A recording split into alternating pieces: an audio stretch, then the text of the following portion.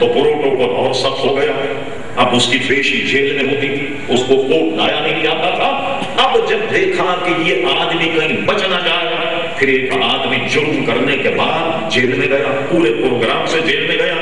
Jail میں جانے کے بعد اس نے چھری حاصل کی, چھری حاصل کرنے اس سے ملنے کے لیے گیا, اور ملنے کے بعد ابھی تقریباً گزشتہ شعبان کی بات, کہ اس وقت میں جدہ میں تھا تو مجھے فون آیا کہ شعبان کی بات ہے, ایک مرد گھسا, مرد مومن, اور گھسنے کے بعد اس کے کمرے میں گیا اور اس کا گلا کاٹ کے اس کی لاش کو جو ہے وہ بیت الخلا میں ڈال کر, اور اس کے بعد اس نے جناب اعلان کر دیا کہ میں نے گستاخ رسول کو اس طریقے ٹھکانے لگا دیا.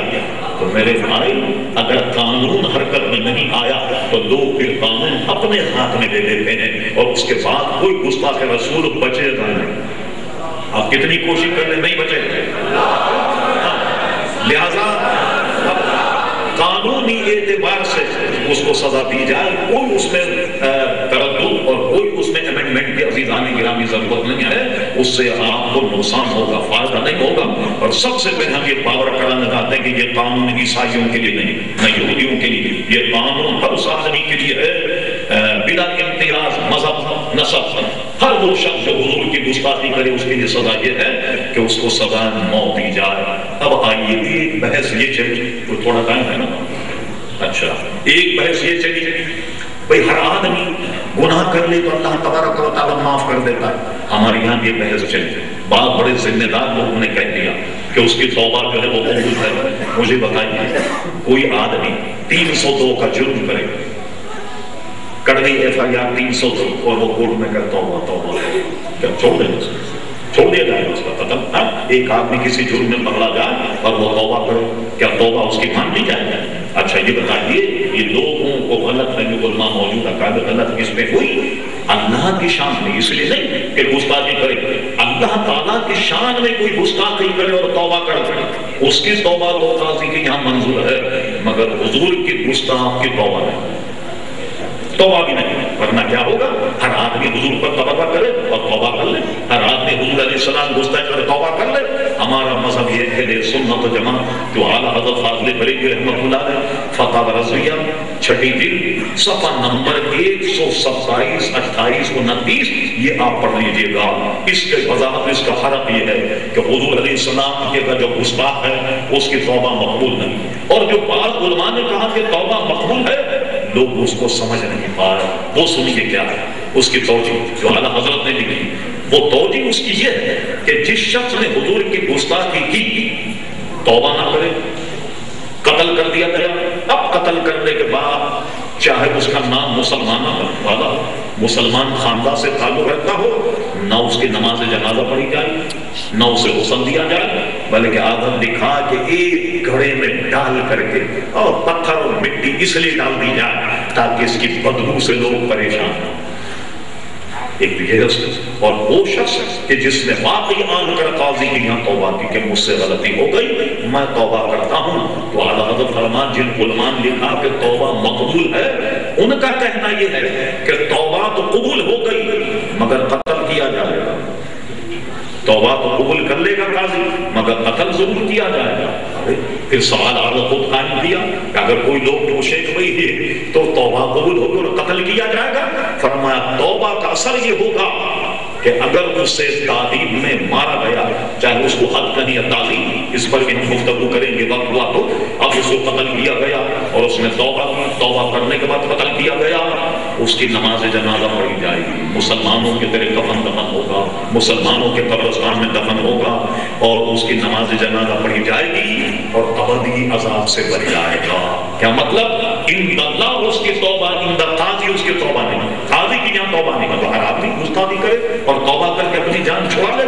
یہ مطلب ہے توبہ کا قبول ہونا. قتل ہر حالت میں کیا جائے گا, اور اگر بغیر توبہ کے قتل کیا جائے تو مسلمانوں کے قبرستان دفن نہیں ہوگا, یعنی کسی جناب گڑھے میں ڈال کر مٹی پتھر ڈال دیں تاکہ لوگ اس کی بدبو سے پریشان نہ ہوں. اور توبہ کر کے اگر وہ قتل ہوا تو مسلمانوں کے قبرستان میں دفن بھی ہوگا، نماز جنازہ ہوگی، غسل کفن سنت کے مطابق ہوگا، تو اعلیٰ حضرت لکھتے ہیں کہ ابدی عذاب سے بچ جائے گا۔ یہ معمولی مسئلہ نہیں ہے حضور علیہ السلام کی گستاخی۔ مجھے بتائیے حضور سے گستاخی مرتد ہو، اور مرتد کی سزا قرآن مجید قرآن حمید میں جو ہے وہ قتل۔ اچھا یہ سب چھوڑ دیجیے بات، ارے صاحب اتنی بڑی سزا، یہ کوئی ماہرین اگر یہاں بیٹھے کوشش 73 کا آئین اٹھائیے، کوئی شخص اگر ہمارے دستور پاکستان سے غداری کرے اس کی سزا کیا ہے؟ چلا ہے نا آج کل کورٹ میں مسئلہ، دیکھیے میں کوئی سیاسی گفتگو نہیں کروں گا، چلا یا نہیں کہ بھائی یہ دستور توڑا گیا، 2 مرتبہ توڑا گیا، اور دستور کیا کتنی مرتبہ ٹوٹا پاکستان میں، کوئی مقدمہ نہیں چلا، لیکن آپ پوچھئے کہ دستور توڑنے والے کی سزا کیا؟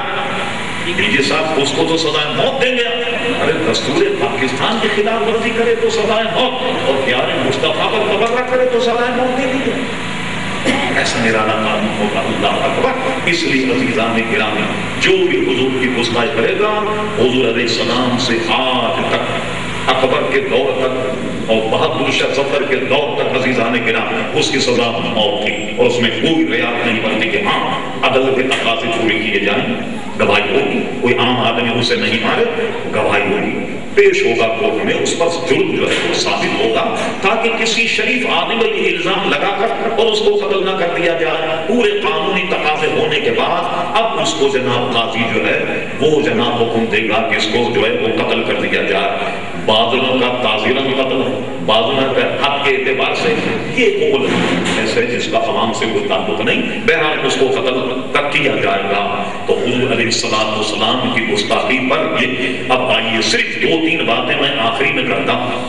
امام ابو یوسف رضی اللہ عنہ جو امام اعظم ابو حنیفہ کے شاگرد حدیث پڑھا گئے، حدیث پڑھانے میں حدیث عادل کدو پر، کہ حضور کو کدو بہت پسند تھا، جس کو ہم اردو میں لوکی بھی کہتے تھے، یہ حضور کو پسند تھا۔ جب آپ کے سامنے دسترخوان رکھا گیا تو کٹورے میں انگلی ڈال کر حضور کدو تلاش کرے، تب کچھ چیزیں لوگوں کو پسند نہیں۔ اب دیکھیے اپنے یہاں کوئی بیگن سے چڑھتا ہے، کوئی ٹنڈے سے چڑھتا ہے، کوئی پیاز سے چڑھتا ہے، کوئی ادرک سے چڑھتا ہے، اور جو ہمارے ساتھ ایک ساتھ ہے وہ ہینگ سے بہت چڑھتے ہیں۔ ہینگ کہہ دیا جائے بس سوٹی لے کر مارنے لگ جاتے، لوگ کیا کرتے جب دیکھتے وہ آنے والے تو کہیں سے ہینگ لا کر رکھ دیتے، اس کی خوشبو آئے، اب مجھے نام سوٹی کی تلاش کر رہے، آدمی نظر نہیں آ رہا، ہینگ کی بدبو آ رہی ہے، خوشبو آ رہی، بڑے پریشان تو تب کوئی آدمی کو کوئی چیز پسند نہیں ہوتی، اسے کدو پسند نہ تھا۔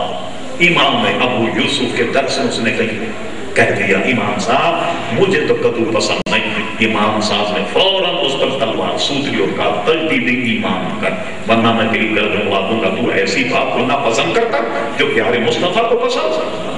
یہ سنت کا عزیزان گرامی مذہب یہ اب آئیے حضور ادب و احترام، میں وہی آیت دوبارہ تلاوت کر کے صرف ترجمہ میں اکتفا کرتا ہوں کہ ایمان تازہ ہو جائے۔ یہ آیت یہاں سے شروع ہوتی ہے، سورۃ یا ایھا الذین آمنوا لا تقدموا بین یدی اللہ ورسولہ واتقوا اللہ ان اللہ سمیع علیم۔ اے ایمان والو، کسی بھی حال میں اللہ اور اس کے رسول سے آگے مت بڑھنا، اللہ سے ڈرتے رہنا، بے شک وہ سننے والا اور علم والا۔ اور اس کے بعد فرمایا یا ایھا الذین آمنوا لا ترفعوا اصواتکم فوق صوت النبی ولا تجهروا له بالقول كجهر بعضكم لبعض ان تحبط اعمالكم وانتم لا تشعرون۔ خبردار میرے حبیب کے سامنے جب آؤ اپنی آوازوں کو بس رکھنا، کہیں تمہاری آواز ہمارے حبیب کی آواز سبقت دے گئی تو تمہارے سارے اعمال ضائع ہو جائیں گے، تمہیں پتہ بھی نہیں لگے۔ اور جنہوں نے اس پر عمل کیا ان کی شان میں بھی آیت نازل ان الذین یغضون اصواتهم عند رسول اللہ اولئک الذین امتحن اللہ قلوبهم للتقوی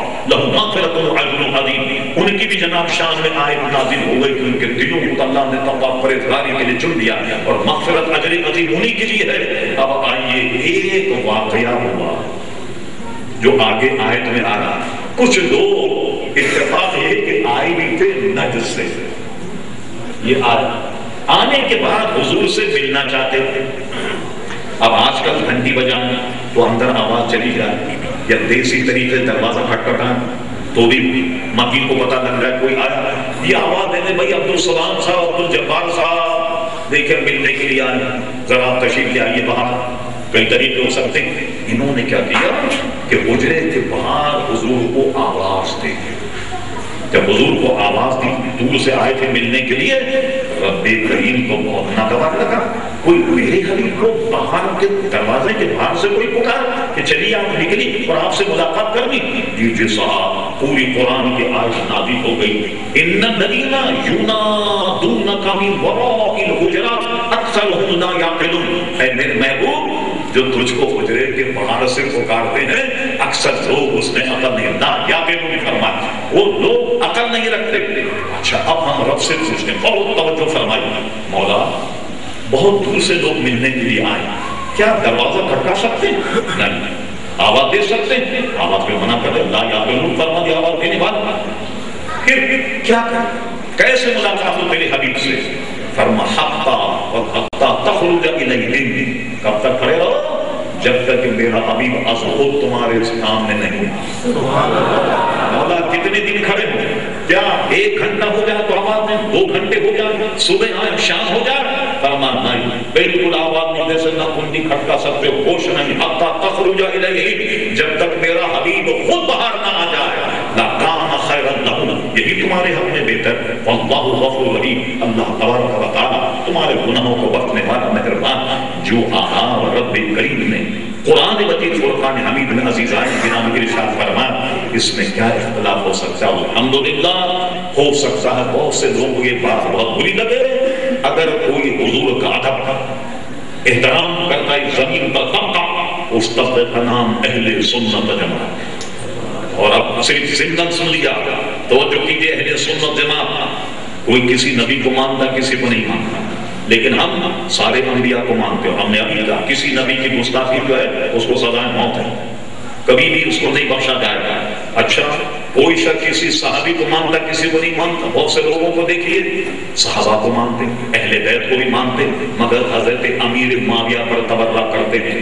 یہ بھی مذہب اہل سنت کے خلاف. حضرت امیر معاویہ پر کوئی تبرہ کیا جائے، اس کی وجہ کیا ہے؟ سب سے بڑا ان کا ثقہ ہونے کا ثبوت تو یہ ہے کہ امام بخاری ان کی روایت نقل فرمائے، امام مسلم ان کی روایت نقل فرمائے. اب امام مسلم، امام بخاری کے شرائط تمام محدثین کے نزدیک عزیز آنے کے سب سے زیادہ سب سے زیادہ جب امام مسلم ان کی حدیث نقل کر رہے ہیں اور امام بخاری ان کی حدیث نقل کر رہے ہیں، اب ان کی فقاہت میں ان کے متفق پرہیزگار ہونے میں کیسے شبہ ہو سکتا؟ عزیزان کرام، اس لیے حضرت عمر بن عبدالعزیز یہ بات گوشے میں رکھنے کی، وہ ان کے پاس ایک شخص آیا. آنے کے بعد کہنے لگا، حضرت یا امیر المومنین، یہ بتائیے یہ جو جنگ صفین تھی، حضرت علی اور حضرت امیر معاویہ کا جو موڑ پھیڑ تھا، اس میں کون حق میں تھا؟ کیا معاملہ تھا؟ کیا تھا؟ عمر بن عبدالعزیز نے کتنا شاندار جواب دیا. فرمایا، اچھا یہ بتاؤ، کیا ہم اس جنگ میں شریک تھے؟ کہا نہیں. کیا ہماری تلواریں اس میں چلی؟ کہا نہیں. فرمایا، جب اللہ تعالیٰ نے ہماری تلواروں کو محفوظ رکھا، ہمیں چاہیے کہ اپنی زبان کو بھی محفوظ رکھیں. یہ بزرگوں کا معاملہ، ہمیں زبان کھولنے کی عزیزان گرامی ضرورت نہیں ہے. اسی طریقے سے حضرت علی کا وہ ملاحظہ فرمائی ان کی روی، اس کو شیخ محقق شاہ عبداللہ محدث دہلوی کا ایک مختصر رسالہ ہے تکمیل الایمان، اس میں شیخ محقق سے نقل کیا. حضرت علی کے پاس کچھ لوگ آئے، آنے کے بعد کہنے لگے، یا امیر المومنین، حضرت صدیق اکبر کے دور میں تو بڑی فتوحات ہوئی. میں نے کہا بالکل ہوئی. اچھا، دور فاروق اعظم میں اتنی فتوحات ہوئی کہ جس کی کوئی حد نہیں. قیصر و کسریٰ، یہ جو سپر پاور مسلمانوں نے پیر تلے ان کو روندا، اتنی فتوحات ہوئی. حضرت عثمان غنی کے زمانے میں بے انتہا فتوحات ہوئی. پانی کی جنگیں شروع ہو گئی جس کی اجازت فاروق اعظم نے نہیں دی، لیکن حضرت عثمان غنی نے کشتیوں پر بیٹھ کر اور جگہ جگہ جہاد کی انہوں نے اجازت دی. فاروق اعظم نے فرمایا نہیں، پہلے میں دیکھوں گا وہ سواری کیا. سواری پر گئے، اس کو ڈولتا ہوا دیکھا. فاروق اعظم فرمایا نہیں، مجھے اس سواری میں خطرہ زیادہ لگ رہا، نفع نہیں، آپ نے اجازت نہیں. حضرت عثمان غنی رضی اللہ عنہ کے زمانے پانی کی جنگیں ہوئی، اسلام اور خلاف میں پھیلنے لگا، چاروں طرف اسلام کا ڈنکا بج گیا. حضرت علی کی جب حکومت آئی، دارالحکومت دارالخلافہ مدینے سے کوفہ منتقل ہوا، کوفے منتقل ہونے کے بعد کوئی فتوحات نہ ہوئی، چلیے آپس کی چرچلی شریف وغیرہ وغیرہ۔ اس نے کہا یہ بتائیے کہ ان کا دور تو اتنا سنہرا